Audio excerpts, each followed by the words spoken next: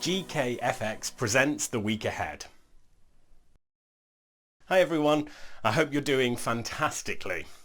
I'm here as always to preview the week ahead in markets. I'd like to pretend that there is something else that matters, but this week the focus is still all on the coronavirus. Non-farm payrolls are out this Friday, so in this video I want to talk about how the pandemic is affecting the reaction in forex markets to economic data. I also want to give you one tip how I will spot the bottom in stock markets. Before I put the economic calendar on the screen, let me just take a second to explain how I think the economic data is working in these crazy markets. For example, normally it works like this.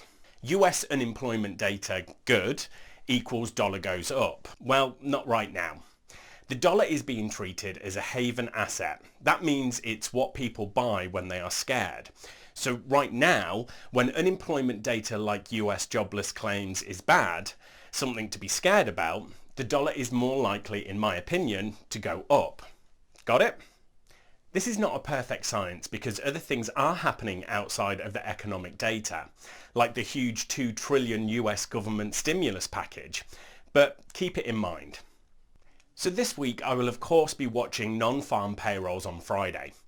I suspect we might be about to break the longest run of monthly US jobs gain on record. For the first time in over 100 months, we are likely to get a negative number for NFP. The other things to watch will be manufacturing PMIs from across the globe.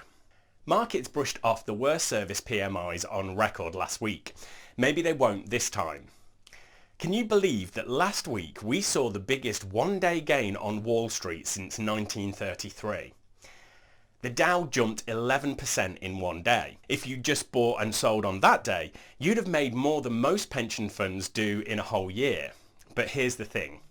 11% moves don't happen in a bull market. They happen in bear markets because investors are trading emotionally. So how can we use this information to tell when the bottom has finally come in?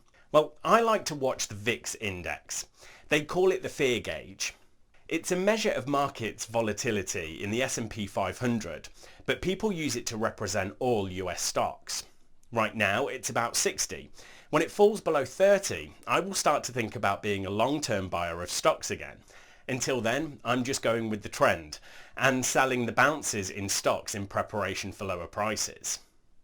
Okay, good luck with trading this week, and please remember to like and subscribe.